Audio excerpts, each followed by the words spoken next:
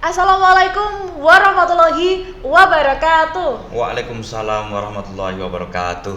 Selamat siang Sobat Saka. Jumpa lagi bersama saya Dita Ayu Tiffany di podcast Suara Wibana Widya Bakti Nagara Jayalah Seman Saka. Beberapa waktu lalu, Seman Saka dikenalkan dengan istilah WCD atau World Cleanup Day. Untuk mensukseskan kegiatan tersebut, Seman Saka memiliki beberapa kegiatan. Kalian penasaran nggak? Kita akan bahas di podcast kali ini. Hari ini, podcast kami kedatangan tamu yang sangat luar biasa. Ada Bapak Aziz Wisanggeni. Beliau merupakan seorang pendidik yang mengampu mata pelajaran bahasa Indonesia, serta sebagai pembina ekstrakurikuler teater dan ekstrakurikuler pecinta alam atau Sispala. Pak Aziz ini dikenal sebagai sosok yang bergelut di bidang kesenian dan kecintaannya terhadap alam serta budaya. Acara WCD kemarin juga tidak luput dari peran serta beliau. Selamat datang di podcast kami Pak Aziz. Terima kasih sudah meluangkan waktunya untuk hadir. Iya, terima kasih Mbak Dita. Nah, langsung saja kita akan ngobrol santai dengan kegiatan-kegiatan seru di SMA Negeri 1 Kayen. Pak Aziz, boleh diceritakan bagaimana awalnya kegiatan WCD atau World Cleanup Day yang diadakan di SMA Negeri 1 Kayen kemarin?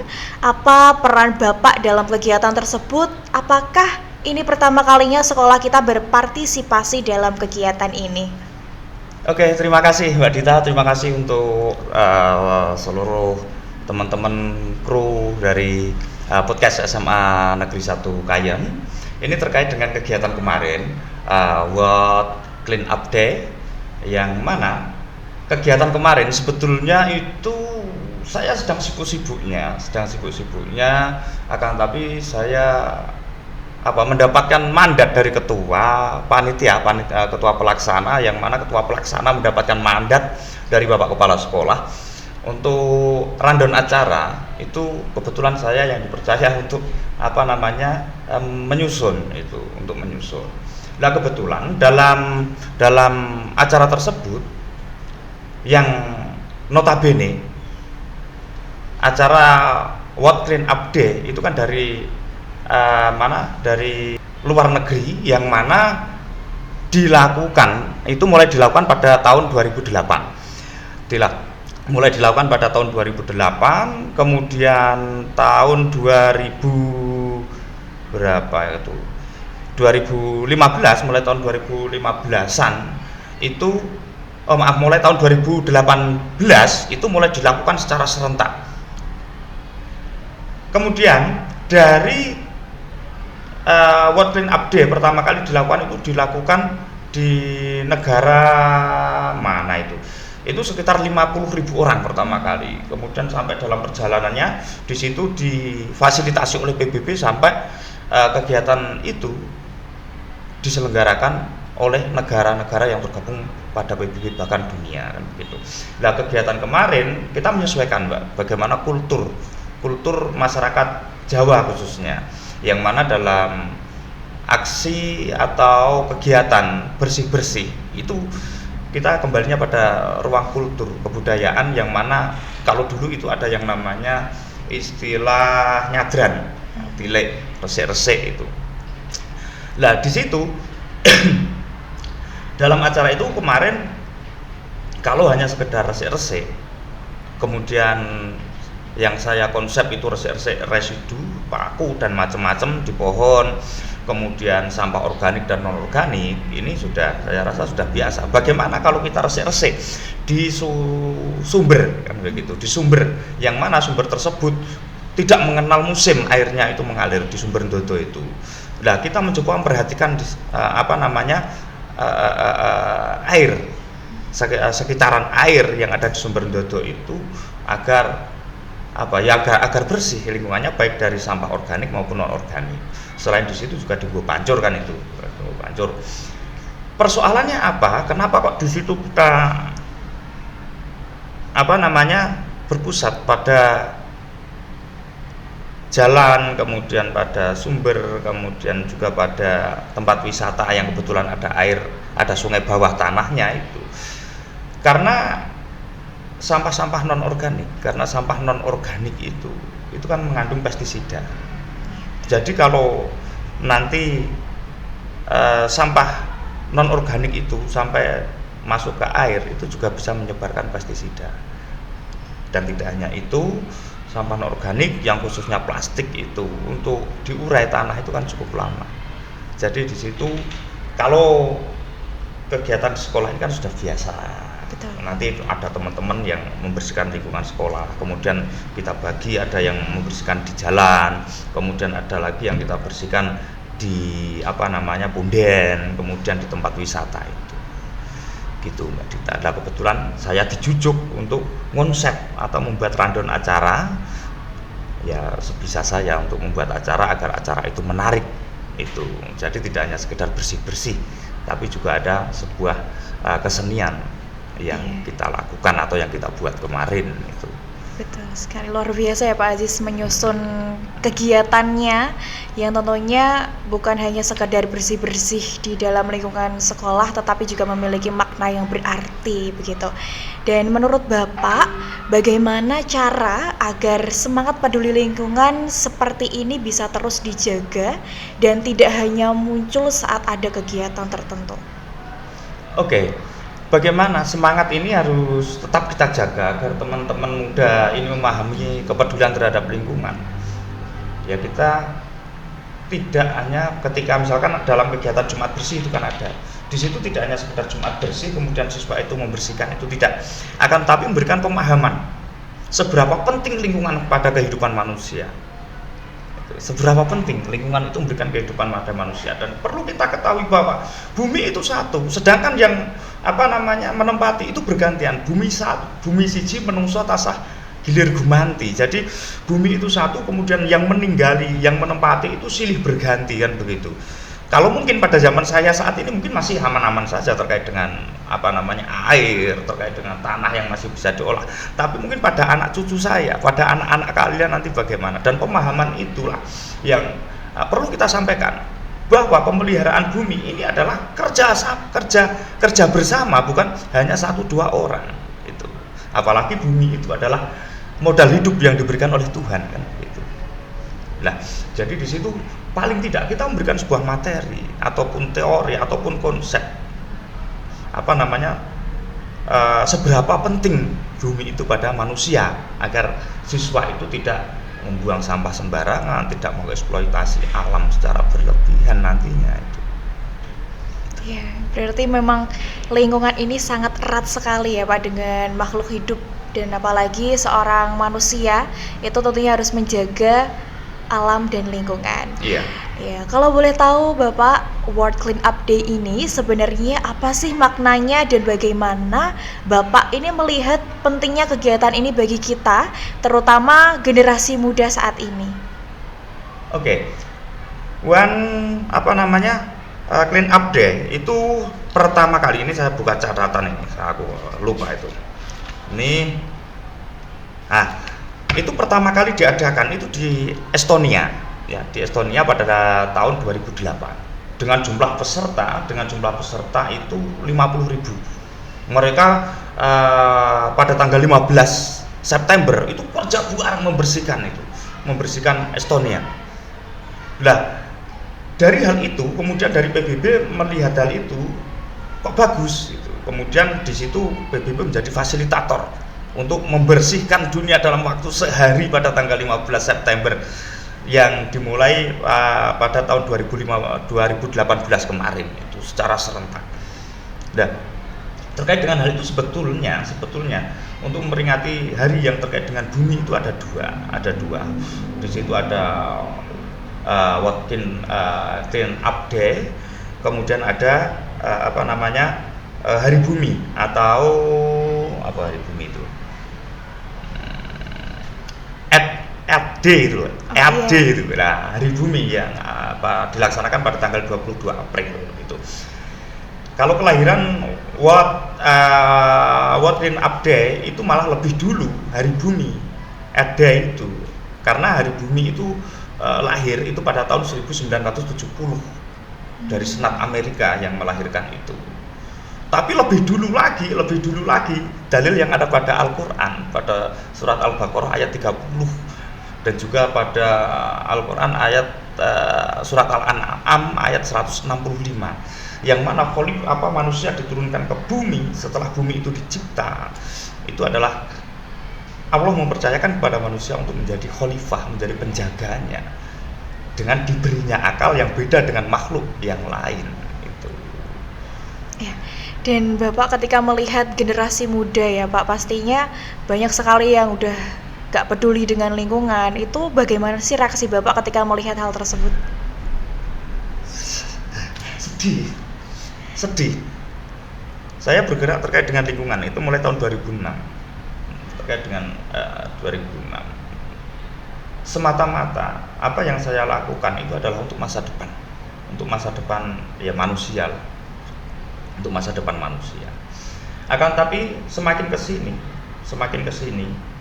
perilaku eksploitasi alam, kemudian buang sampah sembarangan, ini belum masyarakat atau teman-teman kita itu belum menyadari bagaimana dampaknya. Yang sulit itu meyakinkan. Tapi biasanya masyarakat kita itu begini, kalau sudah terjadi mereka itu baru yakin. Ya, betul. Mungkin dengan adanya kejadian misalkan seperti tsunami jebret ini akibat ini, oh ini mereka orang itu baru sadar. Oh ada banjir terlalu ini baru sadar. Akan tapi kesadaran itu tidak membawa pada sebuah perilaku, pada sebuah tindak lanjut bagaimana kita mengatasi itu. Jadi mereka misalkan terjadi banjir untuk wilayah kita, untuk wilayah Kayen, Sukolilo itu kan banjir itu kan musiman. Betul. Setiap 1 tahun sekali itu kita panen banjir. Akan tetapi masyarakat kita meskipun tahu bahwa penyebab banjir itu dengan adanya ini, akan tapi masyarakat kita tidak menyadari, tidak mau melakukan apa yang menjadi penyebab, memperbaiki apa yang menjadi penyebab itu. Mereka lebih suka memberikan bantuan, ya, betul. memberikan ucapan. Padahal bantuan itu tidak mengakhiri bencana. Ya, bantuan barang itu tidak mengakhiri bencana. Akan tetapi di situ sebuah tindakan untuk memperbaiki hulu itu malah lebih penting.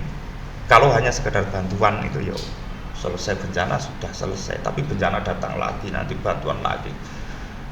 Ya, tentunya akan menghabiskan waktu ya Pak itu.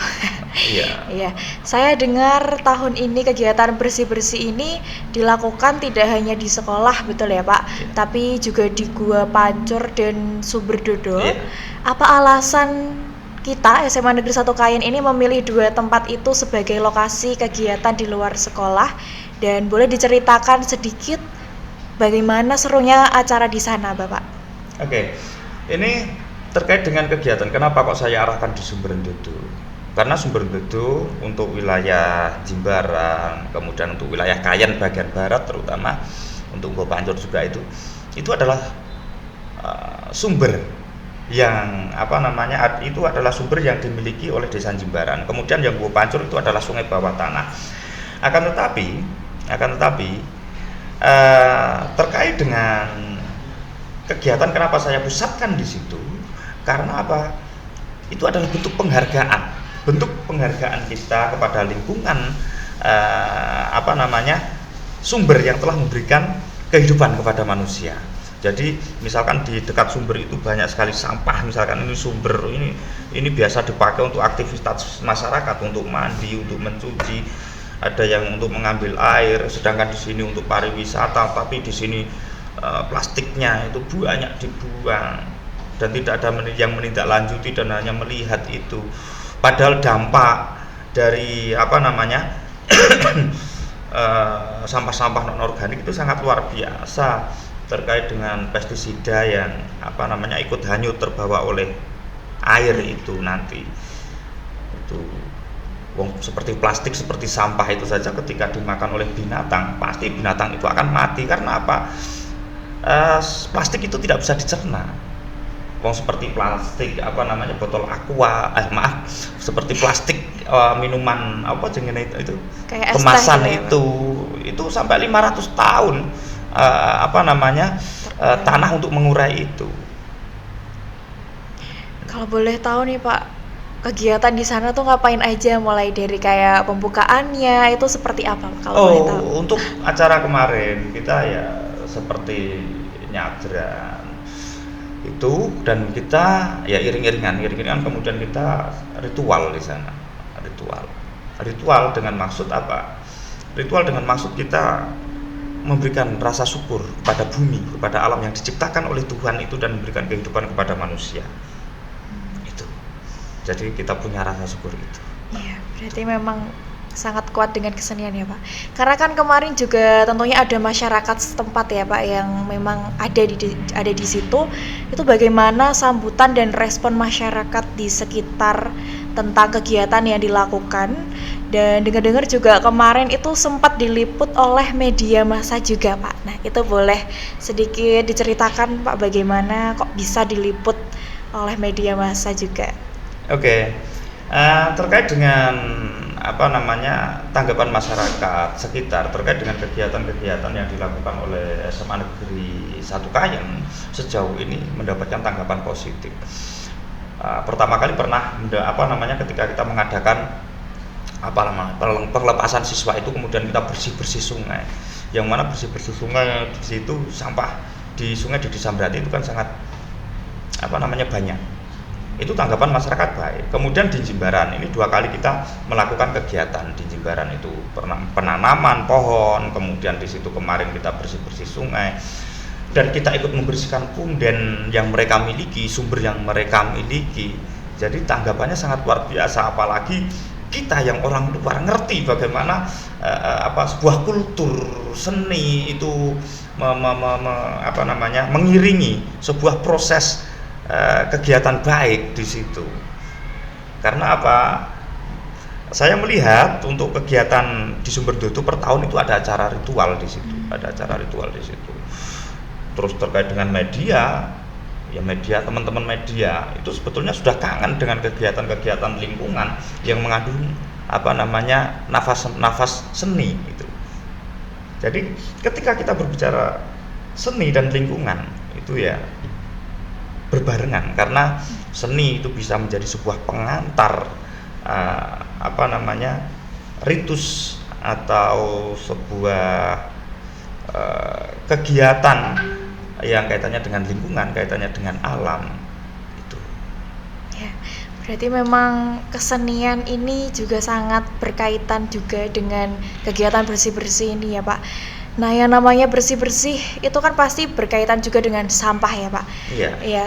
Kemarin itu kan pasti banyak sekali sampah. Nah jenis sampah apa yang paling banyak ditemukan selama kegiatan bersih-bersih, dan bagaimana cara pengelolaannya setelah dikumpulkan? Apakah dipilah, didaur ulang, atau langsung dibuang ke tempat tertentu Pak? Oke, terkait dengan hasil pungutan sampah kemarin yang paling banyak yang kita sasar, yang memang kita sasar itu adalah sampah-sampah non organik. Itu meskipun di situ juga kita tidak menutup kemungkinan kalau yang sampah organik itu kita kumpulkan jadi satu. Nah sejauh ini terkait dengan sampah-sampah itu kita kumpulkan kemudian kita serahkan pada pengelola. Akan tapi paling tidak, karena kita berada di lingkungan pendidikan, target kita ke depan adalah pengelolaan sampah menjadi sebuah bahan tepat guna, menjadi bahan tepat guna. Cita-cita saya itu jadi memanfaatkan sampah non organik itu maupun organik itu menjadi sesuatu yang bisa bermanfaat atau bisa kembali dimanfaatkan, tidak hanya sekedar dimanfaatkan kemudian kembali menjadi sampah, itu tidak, tapi memang betul-betul bisa dimanfaatkan. Itu kalau di luar itu kan sudah banyak, kalau di luar wilayah kita itu sudah banyak yang mengolah sampah non organik, plastik dan macam-macam itu menjadi untuk bahan bakar itu kan sudah banyak. Kemudian kalau hanya sekedar kita kumpulkan kemudian kita buat pernak-pernik itu sudah lama. Itu sudah zaman batu. Karena dengan adanya perkembangan teknologi dan macam-macam, kita harus bisa merubah itu menjadi minyak bensin dan macam-macam itu, solar dan macam-macam. Nah, paling tidak kita buat seperti itu. Nah, paling dekat dan paling mudah saat ini itu kita buat blok. Kita buat blok, yang mana blok itu nanti bisa menjadi pengganti batu bata, dan itu menarik. Bisa saja blok itu nanti didirikan secara penuh, kemudian bisa kita ukir, dan itu hasil dari daur ulang sampah. Tapi itu ingin dilakukan atau sudah pernah ada Pak di SMA Negeri 1 Kayen? Kan sepertinya kok belum ada ya Pak, tapi di luar SMA Negeri 1 Kayen itu sepengetahuan Bapak sudah ada belum ya Pak? Sudah, teman-teman pergerakan itu sudah banyak yang merubah mendaur ulang sampah menjadi bensin, menjadi solar, dan mereka sudah pernah memakai hasil karya mereka, bensin itu, untuk keliling Bali dan Jawa. Ini Pak, ini adalah pertanyaan terakhir dari pertemuan kita. Menurut Bapak, apa sih manfaat atau dampak positif yang dirasakan setelah mengikuti kegiatan WSUD ini, baik bagi siswa secara pribadi maupun untuk lingkungan sekitar? Oke, dampak positifnya untuk kita dari teman-teman pelajar, mereka bisa memberikan sebuah manfaat kepada masyarakat yang tanpa mereka sadari itu adalah sesuatu hal meskipun kecil tapi bermanfaat sangat luar biasa, sangat besar imbasnya di masyarakat, meskipun mereka tidak menyadari itu. Kemudian kalau terkait dengan masyarakat selalu menyambut baik dari kegiatan yang kita lakukan, bahkan setiap kali kita melakukan kegiatan itu, peran serta masyarakat itu selalu tidak bisa terpisahkan dari kita itu. Kemudian pesan saya yang terkait dengan teman-teman, paling tidak di situ penguatan terkait dengan materi, terkait dengan lingkungan, terkait dengan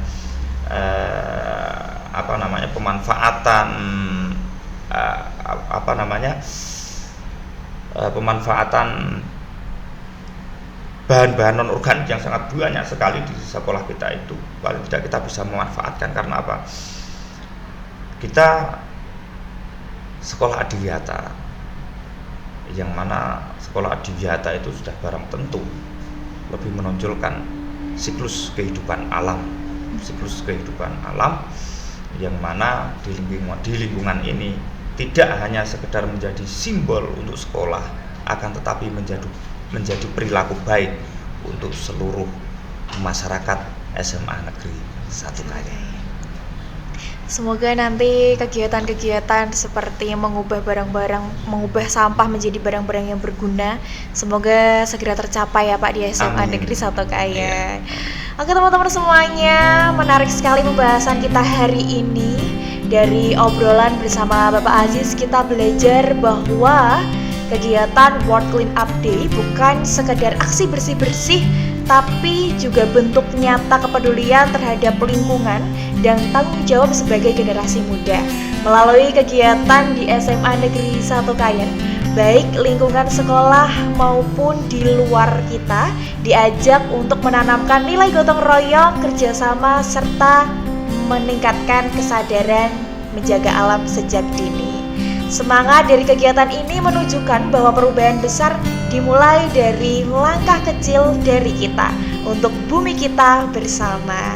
Terima kasih banyak Bapak Aziz yang sudah meluangkan waktunya bercerita, dan semoga inspirasi Pak Aziz ini bisa dijadikan motivasi bagi seluruh masyarakat di SMA Negeri 1 Kayen. Terima kasih. Ya, semoga teman-teman juga tetap punya semangat untuk peduli terhadap lingkungan, karena setiap tindakan kita akan berarti bagi bumi kita. Baik Sobat Saka, sekian podcast kali ini. Semoga bisa menginspirasi di banyak kalangan yang menonton di luar sana. Saya Dita Ayu Tiffany bersama kru yang bertugas pamit undur diri. Selamat beraktivitas kembali, terima kasih sudah menonton, dan sampai jumpa di episode selanjutnya. Wassalamualaikum warahmatullahi wabarakatuh. Waalaikumsalam.